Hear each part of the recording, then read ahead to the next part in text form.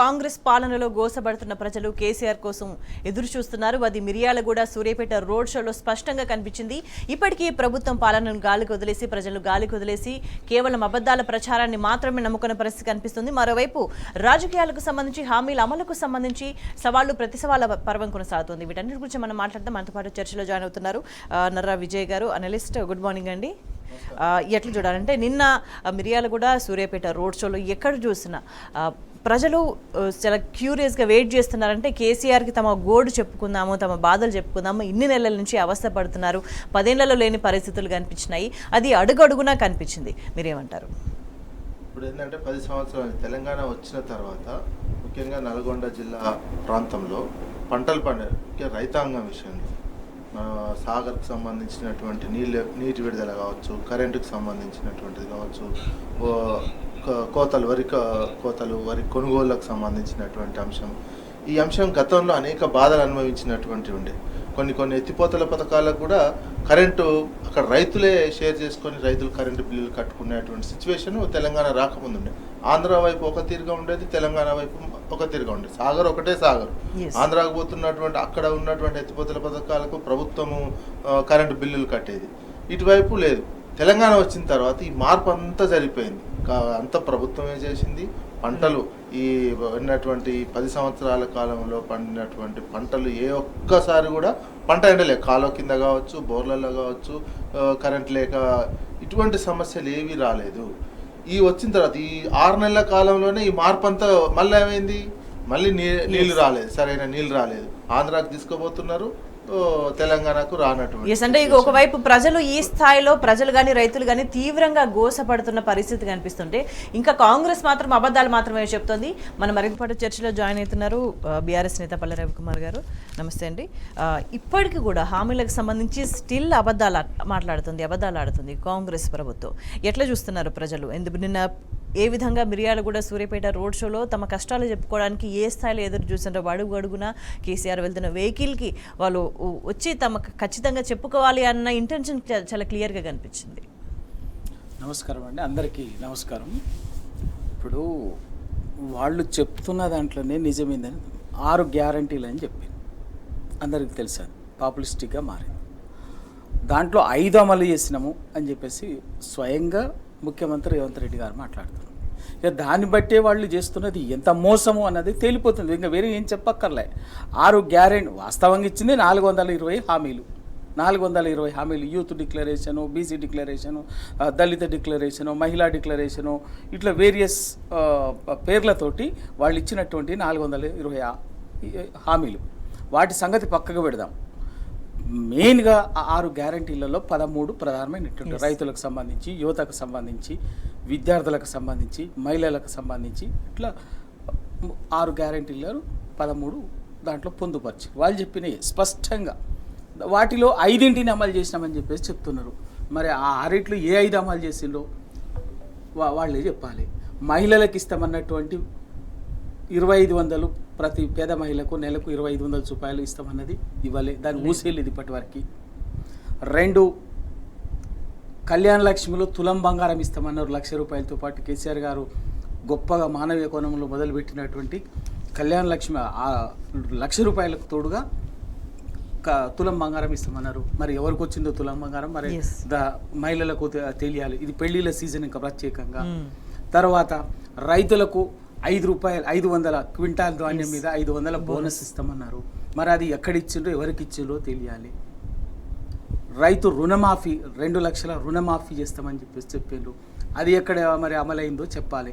ఇట్లా ఆ 6 గ్యారంటీలలో ఈ 13 ఇవే మోసం చేసినటువంటి దబాయించడమే, అబద్ధం చెప్పడం కాకుండా ఇంకా నీకు చేసినాం చేయలేదని ఎవడన్నాడు అంటే ఆఖరికి రైతు బంధు రాలేదని అడుగుతుండే కూడా ఎవడో రైతు బంధు రాలేదన్నటువంటి చెప్పుతో కొడతా అని చెప్పేసి ఒక మంత్రి స్వయంగా మాట్లాడి ఇంకేమన్నా చెప్పండి అంటే మేము చేస్తామన్నాం, చేసినాం, చేసామని మీరు ఒప్పుకోవాలి.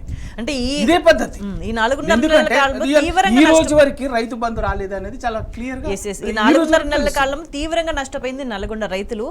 అయినా సరే ఇంకా నల్గొండ జిల్లాకు సంబంధించి చాలా అబద్ధాలు మాట్లాడుతున్నారు మంత్రి విజయ్ గారు. అంటే అసెంబ్లీ ఎన్నికల సందర్భంలో ఆచరణ సాధ్యంగాని హామీలు ఇచ్చి మొత్తం ప్రజల్ని మోసం చేసి అధికారంలోకి వచ్చింది కాంగ్రెస్ అనేది ప్రజలకు ఇప్పుడు చాలా అర్థమైన పరిస్థితి కనిపిస్తుంది. కానీ మళ్ళీ కూడా అదే స్ట్రాటజీ వాడుతున్నారు. మళ్ళీ కూడా ఆగస్టు 15 వరకు డెడ్ లైన్ పెట్టుకుని రుణమాఫీ చేస్తామని చెప్పి మాట్లాడుతున్న సందర్భంలో సవాలు ప్రతి సవాలు పర్వం కొనసాగుతుంది. హరీష్ రావు సీరియస్గా సవాల్ చేసిండ్రు. ఎట్లా చూస్తారు దాన్ని? ఇది మోసానికే మోసం, డబుల్ మోసం టైప్లో ఇప్పుడు ఉన్నటువంటి ముఖ్యమంత్రి చేయబోతున్నారు. అసలు ఈ చరిత్రలో ఉంటుంది. పని చేస్తున్నామంటే ఒక మాట ఇస్తారు, మాట తప్పితే ఒక దేవుని మీద ఒట్టు పెడతారు. అరే పోయిన ప్రతి జిల్లాకు మీద ఒక దేవుని మీద ఒట్టు పెట్టడం అంటే తన అసమర్థతను మరింత ఒక మోసం చేయడానికి నమ్మించారు. ఒక దేవుని మీద కాదు 4 దేవుళ్ళ మీద పెట్టిండి అని మోసం చేస్తుండ అనేది చాలా క్లియర్గా అర్థమవుతున్నటువంటి అంశము. ఇప్పుడు డిసెంబర్ 9 నుంచి ఇప్పటి వరకు ఎందుకు చేయలేదు? ఫస్ట్ పెట్టుకున్నారు డిసెంబర్ 9 డెడ్ లైన్ మీరే పెట్టుకున్నారు, వేరే వాళ్ళు ఎవరు డిమాండ్ చేయలేదు. ఇప్పుడు ఆగస్టు 15 అనేది కూడా మీరు పెట్టుకుంటున్నటువంటి. ఎందుకు పెట్టుకున్నారు? మీరు అది చేసేది ఏదంటే ఈ 4 నెలల కాలంలో రుణమాఫీ చేయొచ్చు, మిగతా పథకాలన్నీ చేయొచ్చు. ప్లస్ ఈ ఛాలెంజింగ్ కూడా ఒకవైపు హరీష్ రావు గారు మంచి ఛాలెంజ్, రాజీనామా, రాజకీయాల్లో మీరు మళ్ళీ పోటీ చేయను అనేటువంటి అంశం అంటున్నారు. మీరు ఎందుకు చెప్పలేకపోతున్నారు?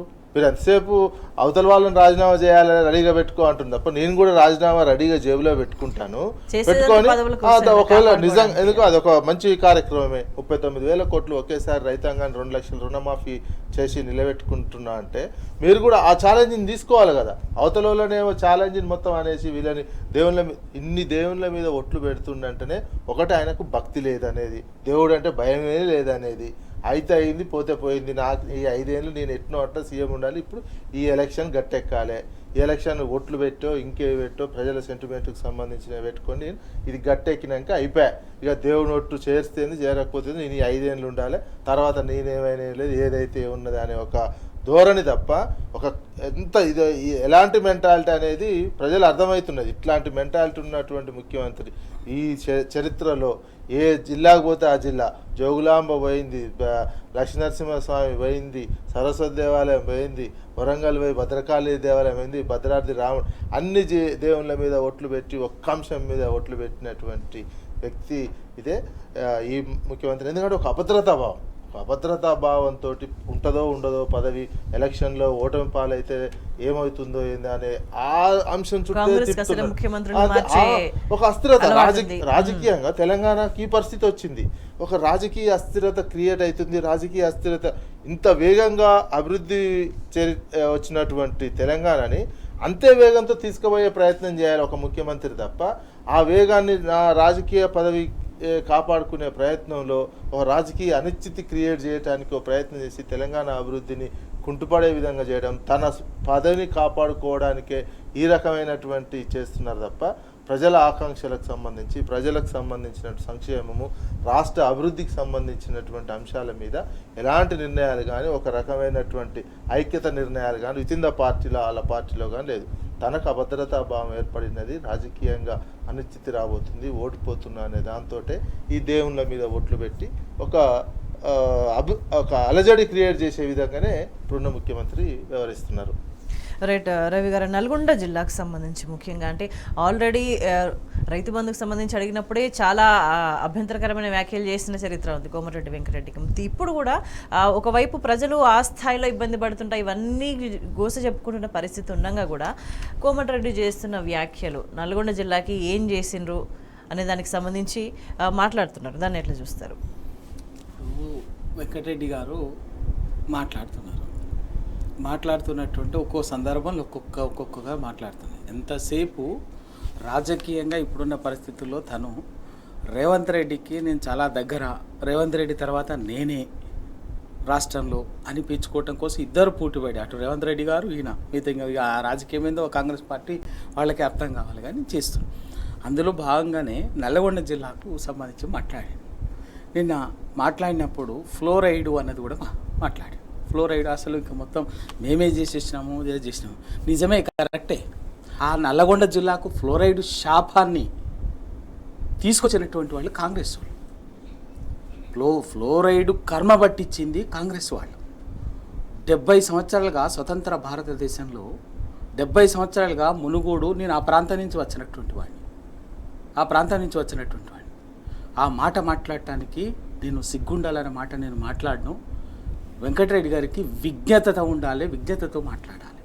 వాళ్ళ ఫ్లోరైడ్ కర్మ పట్టించినటువంటి వాడు నల్గొండకు, మునుగోడుకు, దేవరకొండకి 70 ఏళ్ళుగా పక్కనే ఉన్నటువంటి కృష్ణానది పోతుంటే తాగునీరు లేక సాగునీరు లేక మునుగోడు, దేవరకొండ ప్రాంతం అల్లాడింది. కరువుతోటి అల్లాడినటువంటి ప్రాంతం. నీళ్ళ కోసం ఈ ప్రాంతం, ఈ 2 ప్రాంతాలు దేవరకొండ, మునుగోడు కృష్ణా జలాల కోసం చేయని పోరాటం లేదు ఈ 50 ఏళ్ల కాలంలో. అసలు భారతదేశంలోనే ఇంత సుదీర్ఘంగా నీళ్ళ కోసం పోరాటం చేసినటువంటి చరిత్ర, జల పోరాటాలు జరిగినటువంటి ప్రాంతం నల్గొండ జిల్లా, పర్టికులర్గా ఈ ఫ్లోరైడు పీడిత ప్రాంతాలైనటువంటి మునుగోడు, దేవరకొండ ప్రాంతం. ఆయనకు మనకు తెలుసో లేదో చెప్పింది కదా. ఇదే ఎస్ఎల్బిసి 40 ఏళ్లుగా 4 సార్లు కాంగ్రెస్ ముఖ్యమంత్రులు శంకుస్థాపన చేసింది.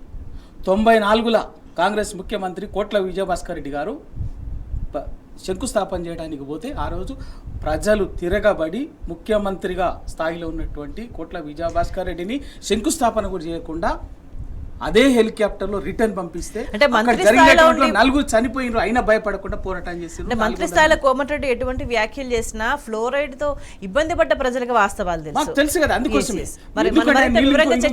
ఇంకొక మాట చెప్తా. ఆయన ఇందాక చెబుతూ ఒక మాట చెప్పిండు, అసలు మేము మా రాజశేఖర రెడ్డి గారు నీళ్ళు ఇచ్చిండ్రు, అదే అసలు కర్మ పట్టించింది వాళ్ళు.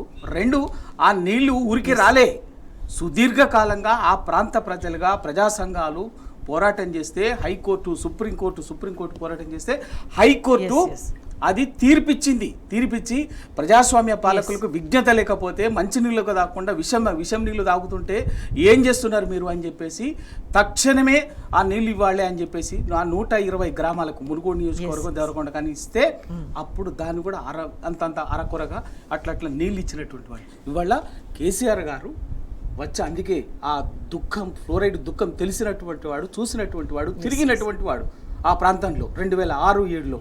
అందుకే అధికారంలోకి వచ్చిన వెంటనే చేసే పని అంటే మిషన్ భగీరథ పేరు మీద ఇంటింటికి నీళ్లు తీసుకొచ్చి అది కూడా రాష్ట్రం మొత్తానికి సంబంధించినటువంటి మిషన్ భగీరథ ప్రాజెక్టును కూడా మునుగోడు ప్రాంతంలోనే చౌటుప్పల్లోనే పైలాన్ పెట్టి అక్కడే శంకుస్థాపన చేసి వాళ్ళ ఇంటింటికి మరింత డీటెయిల్ గా చర్చిద్దాం. విజయ్ గారు, అంటే మొదటి దశ ఎన్నికల్లో బీజేపీ పరిస్థితి అనేది ఒక క్లారిటీ వచ్చేసింది, ఇంకా ఫర్దర్ గా ఎట్లా ఉంటుంది అనుకోవాలి? రెండవ దశ సంబంధించిన మొదటి దశలో వాళ్ళకు నెగిటివ్ కనిపిస్తుంది. ఒక ప్రధానమంత్రి స్థాయిలో వ్యవహరించేటువంటి సిచ్యువేషన్లో లేడు. మత ఉన్మాదం రెచ్చగొట్టే ప్రయత్నం అయితే దేశంలో జరుగుతుంది. ఈ 4 దశలు అయ్యేలోపు దేశవ్యాప్తంగా ఏదైనా మత గొడవలు జరిగినా ఆశ్చర్యపోవాల్సినటువంటి అవసరం లేదు. మన తెలంగాణ లాంటి చోట్లయితే హైదరాబాద్లో పోటీ చేస్తున్నటువంటి వ్యక్తి బీజేపీ మహిళా అభ్యర్థి ఏ రకంగా మాట్లాడుతుందో మరో రాజాసింగ్ లాగా మాట్లాడి ఒక మత ఉన్మాదాన్ని క్రమంగా ప్రేరేపించాలి తెలంగాణలో అనే అంశం మీదనే. ఒకవైపు ఇక్కడున్న ముఖ్యమంత్రి దేవుళ్ళ మీద ఓట్లు పెడుతున్నాడు, మరోవైపు వీళ్ళు దేవుళ్ళకు సంబంధించినటువంటి మతానికి సంబంధించినటువంటి దాని మీద రెచ్చగొట్టే ప్రయత్నం చేస్తున్నారు.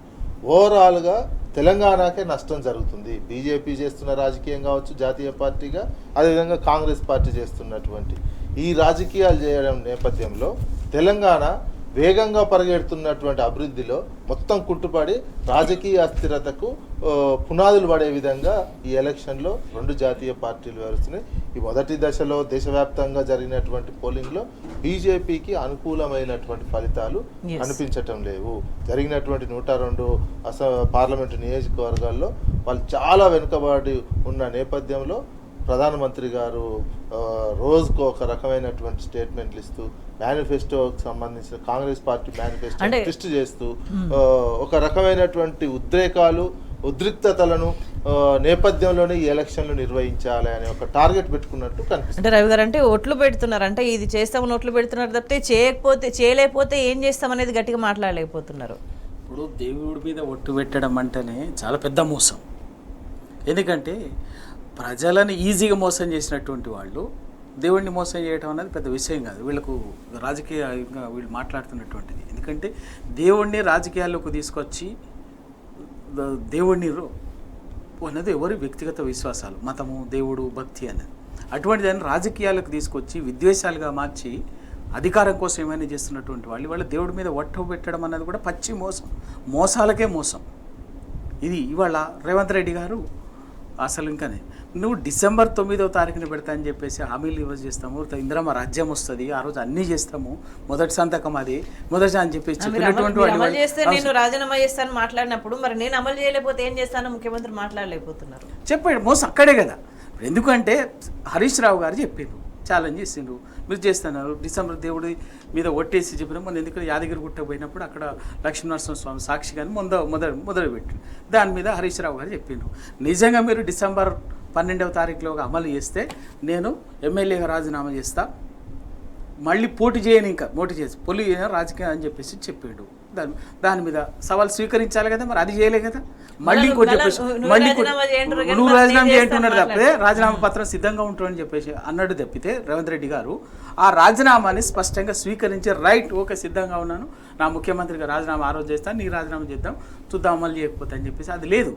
అంటే ఆ సమయానికి రేవంత్ రెడ్డి గారు ఈ 15 సంవత్సరాల రాజకీయ ప్రస్థానంలో ప్రతి సందర్భం వచ్చినప్పుడల్లా అప్పటికి జనానికి శక్తివంతంగా బలంగా మైండ్లో కూర్చునేటట్టుగా పచ్చి అబద్ధం మాట్లాడతాడు. ఆ తర్వాత మళ్ళీ అది ఆ టైం వచ్చింది అనుకోండి, దాన్ని దాటవేయటానికి అంతకంటే రెట్టింపు పచ్చి అబద్ధం మాట్లాడటము. అది దేవుడు కావచ్చు, ప్రజలు కావచ్చు. నేను బలంగా నమ్ముతున్నా ఈ భారతదేశం లాంటి దేశంలో ప్రజలని రాజకీయాల కోసం మోసం చేయగలిగేటటువంటి వాళ్ళు దేవుణ్ణి మోసం చేయటం అనేది చాలా చిన్న విషయం, ఈజీగా చేయగలుగుతారు. సేమ్ ఇవాళ రేవంత్ రెడ్డి గారు ఎంచుకున్న లక్ష్యం కూడా, ఎందుకంటే ప్రజలకి ఏమో దేవుడు గొప్పగా ఉంటుంది, విశ్వాసం ఉంటుంది, దేవుడి మీద ఒట్టు అనేది ఉంటుంది. అందుకే ఆ సెంటిమెంట్ని వాడుకొని ప్రజలకు ఉండేటటువంటి ఒక సున్నితమైన భావోద్వేగాన్ని వాడుకొని దేవుడి మీద ఒట్టేసి చెప్తున్నాను. ఎందుకంటే మరి నువ్వు డిసెంబర్ 9 నువ్వనే చెప్పినావు కదా, 100 రోజులు అని చెప్పినావు కదా, ఇందిరమ్మ రాజ్యం అని చెప్పినావు కదా, మళ్ళీ అంటారని ఇంకా నమ్మరు కదా, ఇంకా నమ్మటానికి ఇంకా దాని గురించి మాట్లాడటానికి లేదు. బీజేపీల అబద్ధాల తీవ్రత ఏ స్థాయిలో పెరుగుతుందో ప్రజల నుంచి అబద్ధాల పట్ల వ్యతిరేకత కూడా అదే స్థాయిలో వ్యక్తమవుతుందన్న అభిప్రాయం వ్యక్తమవుతుంది. చర్చలో పాల్గొన్న విజయ్ గారికి, పల్లెరావు గారికి ధన్యవాదాలు. That's all for news. Thank you.